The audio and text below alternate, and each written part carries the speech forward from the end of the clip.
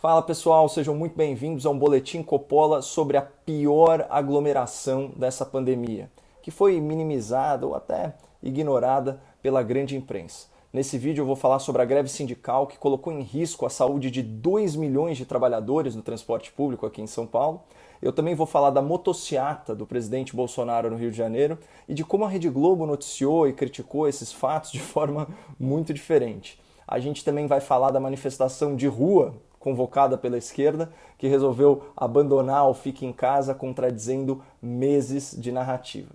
Mas antes, se você deseja conscientizar as suas redes sobre o viés do jornalismo da Globo e se você quer me ajudar a denunciar a pior aglomeração dessa pandemia, por favor, compartilhe esse vídeo. Compartilhe no YouTube, no Facebook, no Instagram e, se possível, envie o link do vídeo nos seus grupos de WhatsApp e Telegram. Semana passada, a maior cidade do país quase parou por causa de uma greve promovida pelo Sindicato dos Metroviários. Eu tenho várias críticas a essa paralisação, mas elas são todas endereçadas ao sindicato e não aos seus associados, os 7 mil funcionários do metrô, que não são unânimes no seu apoio a esse tipo de greve. Se você não é aqui de São Paulo, é provável que você nem tenha ouvido falar desse escândalo que, ao longo da semana, foi sendo varrido para debaixo do tapete pelo jornalismo militante. Só para vocês terem uma ideia, mais de 2 milhões de passageiros foram impactados. E essa paralisação surpresa gerou imensas aglomerações, expondo uma multidão de trabalhadores e as suas famílias a um enorme risco de saúde.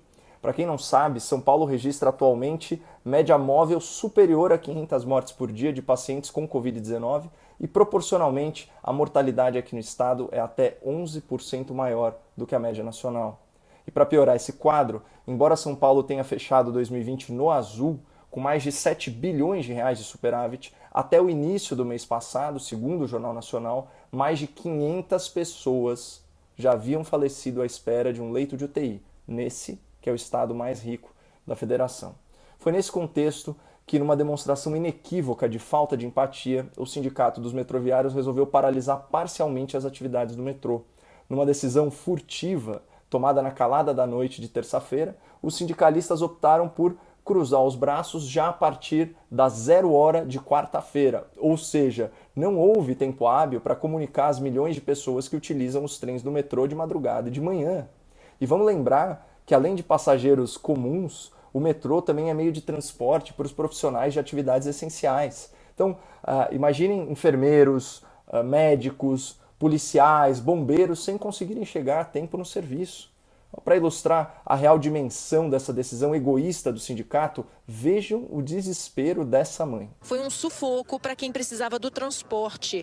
A Vitória tinha que levar a filha Emanuele, de 5 anos, para o hospital.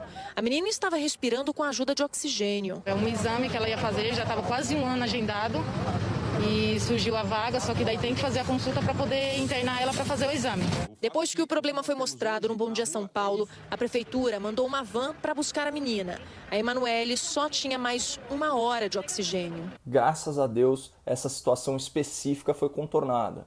Mas num universo aí de 2 milhões de cidadãos atingidos pela greve, imaginem quantas pessoas foram prejudicadas de forma irreversível.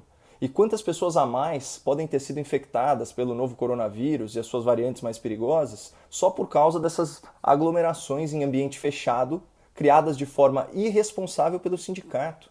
E isso soa ainda mais cruel quando a gente leva em conta que a categoria dos metroviários passou na frente na fila da vacinação. Ou seja, o sindicato reconhece os perigos da transmissão da doença no transporte público lotado. Você entendeu por que eu pedi a sua ajuda para divulgar esses fatos e compartilhar esse vídeo? Mas enfim, vamos ouvir esse trabalhador que foi entrevistado nas primeiras horas da greve. Na madrugada, quem ia ou voltava do trabalho se deparou com os portões fechados. Nós que trabalhamos no horário da madrugada, a gente chega em casa 4, 6 horas da tarde para dormir, acordar, para cedo, para trabalhar e chega aqui surpreendido, sem nada. Esse depoimento escancara as reais intenções do sindicato, que convocou uma assembleia virtual noturna para realizar uma greve já a partir da meia-noite. Vejam aqui no detalhe a data e a hora da notícia. O fato só foi noticiado pelo G1 às 21 horas e 51 minutos. E apenas 2 horas depois, a paralisação entrou em vigor. Vocês acham que deu tempo de avisar algum trabalhador que usa o transporte público? É óbvio que não. É impossível alertar milhões e milhões de passageiros num prazo tão curto. Por isso não é nenhum exagero supor que o sindicato promoveu esse caos logístico, esse caos sanitário de propósito e fez isso para pressionar o governo do estado a aumentar a remuneração da categoria em plena pandemia. Essa tela aqui mostra os detalhes da negociação, incluindo a contraproposta do metrô. Mas sem entrar muito em detalhes, eu quero chamar a atenção de vocês para 2 pontos. Primeiro, a reivindicação de um reajuste salarial de quase 10%. E segundo, a antecipação do PPR, uma sigla que significa Programa de Participação nos Resultados, ou seja, um benefício pago ao funcionário por metas alcançadas. Mas reparem que isso é diferente do famoso PPL, o Programa de Participação nos Lucros, porque atualmente lucro é um conceito alheio à realidade financeira do metrô de São Paulo. Segundo a Secretaria Estadual, o metrô paulista teve prejuízo de 1 bilhão e 700 milhões de reais em 2020 e já fechou o primeiro trimestre desse ano no vermelho. Então, analisando aí o contexto, a impressão que fica é de que para o sindicato dos metroviários o reajuste salarial é mais importante do que a saúde dos usuários do metrô. E isso que até agora a gente só falou da parte imoral dessa greve covarde. Vamos à parte ilegal. A Regiane tinha esperança de que o metrô já tivesse voltado a funcionar, mas encontrou a estação Tiradentes da linha 1 azul assim, fechada. Sobrou indignação dos passageiros. Fechado! Tudo fechado!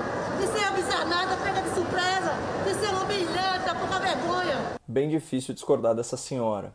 E a situação é ainda mais grave, porque, como eu disse, a greve extrapolou os limites da imoralidade para aterrissar no campo da ilegalidade. Isso porque uma liminar da Justiça do Trabalho havia determinado a manutenção de, no mínimo, 80% dos funcionários nos horários de pico e pelo menos 60% nos demais horários. E como vocês viram aí nos diversos trechos dessa reportagem, havia várias estações do metrô fechadas. Teve linha que ficou fora de operação o dia todo. Ou seja, além de entrar em greve por aumento de salário em plena pandemia e causar aglomerações gigantescas, arriscando a saúde de milhões de pessoas, o sindicato ainda fez essa paralisação fora dos parâmetros estipulados pela Justiça do Trabalho, descumprindo decisão judicial. Por isso que eu classifiquei essa greve como um escândalo.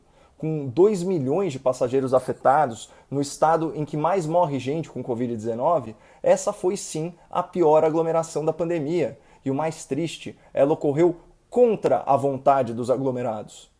Pessoal, o noticiário da grande mídia dedica horas e horas de reportagem sobre festas clandestinas. Eu já vi até o Dia das Mães ser vilanizado e ser atacado como se fosse um evento nacional de transmissão do coronavírus. Mas isso aqui que a gente acabou de ver, isso é infinitamente mais grave. São centenas de milhares de pessoas forçadas a se aglomerarem pela ação deliberada de um sindicato. E era de se esperar que a imprensa do Fique em Casa fosse minimamente coerente, que reprovasse a greve, que criticasse a negligência das lideranças sindicais. Mas vejam como o jornalista da Rede Globo se comporta na hora de emitir um juízo de valor. Até faltaram palavras para descrever o que o trabalhador sentiu hoje. Nem vou falar nada, é um absurdo. Cada lado tem seus argumentos, mas sobra sempre para o passageiro, né? Tá aí um caso patente de simulação de imparcialidade. A reportagem exibe uma aglomeração sem precedentes na pandemia e comprova que o sindicato descumpriu a liminar do TRT. Mas o que diz o jornalista? Cada lado tem os seus argumentos. Como assim o sindicato dos metroviários expôs a população a risco de forma ilegal por causa de aumento de remuneração numa situação de crise econômica? Não existe argumento que justifique isso. Mas, pela sua relação histórica com a esquerda, a imprensa partidarizada sempre alivia as críticas aos abusos das lideranças sindicais. Ainda mais agora que os sindicatos ligados ao lulopetismo, assim como o jornalismo militante, fazem oposição sistemática ao governo federal e ao presidente da República naquela lógica do quanto pior, melhor. Por isso que nós vimos as manifestações violentas da esquerda serem noticiadas ao grande público como atos democráticos. E por isso que a imprensa minimiza os riscos à saúde pública quando as aglomerações são convocadas pela esquerda, especialmente se os atos forem contra o presidente. Tá na cara. Aliás, vocês notaram a ampla cobertura sobre as manifestações pelo impeachment agora, dia 29 de maio? Esses protestos, apoiados por artistas como Marcelo D2 e o Tico Santa Cruz, foram convocados por partidos como o PT e o PSOL, entidades estudantis como a UNE e movimentos como o Sem Terra e o Sem Teto. Fora as centrais sindicais como a CUT, é a turma toda. Mas reparem como nenhuma dessas manchetes aqui destaca o risco sanitário de promover aglomerações nos grandes centros urbanos no atual estágio da pandemia. Então, só para efeito de comparação, a motociata do presidente Bolsonaro no Rio de Janeiro, que reuniu uma quantidade sem precedentes de motociclistas em carreata, foi repercutida no Fantástico de 23 de maio da seguinte forma. O presidente Jair Bolsonaro provocou aglomeração hoje num passeio de moto no Rio de Janeiro com apoiadores motociclistas vindos de várias partes do país. Ele chegou de helicóptero ao Parque Olímpico na Barra da Tijuca. Bolsonaro estava sem máscara e cumprimentou quem esperava no local. Só alguns pontos sobre essa matéria. A primeira frase da reportagem, o equivalente à manchete da notícia, já é uma crítica ao presidente por ele ter provocado uma aglomeração. Aí, nos primeiros 30 segundos do texto, o apresentador menciona o desrespeito a normas de uso de máscara e de distanciamento social entre os participantes do evento. Os ministros e o presidente também são criticados por não usarem máscara ao discursarem no alto do carro de som. E a reportagem também dá destaque a um cartaz que pedia intervenção militar, como se essa fosse uma pauta central dos manifestantes. E, finalmente, a Globo não fez nenhuma consideração sobre a quantidade inédita de motocicletas envolvidas. Tem vídeos na internet que mostram as motos passando por vários e vários minutos, o que seria digno de nota, isso do ponto de vista jornalístico. Bom, essa matéria da Globo sobre a motociata, apresentada pelo jornalista Tadeu Schmidt, tem apenas 1 minuto e 40 segundos, mas ela foi seguida por outra reportagem de 2 minutos e 30 intitulada "Senadores criticam Bolsonaro por provocar aglomeração". Senadores da CPI da Covid criticaram a postura do presidente Bolsonaro nesse passeio aí com apoiadores no Rio de Janeiro. Em uma rede social, o senador Alessandro Vieira, líder do Cidadania, condenou a aglomeração e ressaltou que o presidente deveria dar o exemplo para os brasileiros. O vice-presidente da CPI, senador Randolph Rodrigues, da Rede, lembrou que Bolsonaro estava sem máscara, que é obrigatória no Rio de Janeiro. Por que eu estou torturando vocês com esse tipo de jornalismo? Para que fique registrado, sem sombra de dúvida, como a grande imprensa e como os agentes políticos da CPI da Covid criticam apenas as manifestações de apoio ao governo e de apoio ao presidente. E a partir de agora, com a esquerda nas ruas, essa hipocrisia e esse duplo padrão vão ficar ainda mais escancarados. Onde estão as críticas ao sindicato dos metroviários, que promoveu a pior aglomeração da pandemia contra a vontade das multidões espremidas no transporte público? Onde estão as críticas às lideranças do PT e do PSOL, que convocaram uma manifestação de rua nacional infinitamente mais perigosa que uma motociata no Rio de Janeiro? Será que senadores como o senhor Randolph Rodrigues já estão criticando as manifestações do dia 29, afirmando que Lula e o PT deveriam dar o exemplo e não incentivar as aglomerações?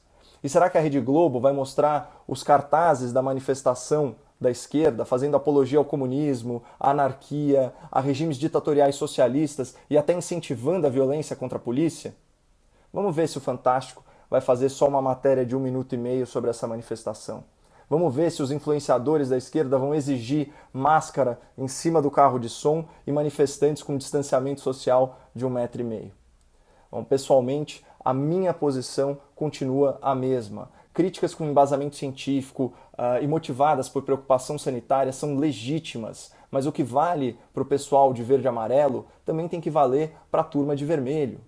Então, se você quiser me ajudar a expor essa diferença de tratamento e o viés da imprensa na cobertura das manifestações, por favor, divulgue esse conteúdo nas suas redes. Muito obrigado por compartilharem o vídeo, não percam a esperança no Brasil e fiquem com Deus.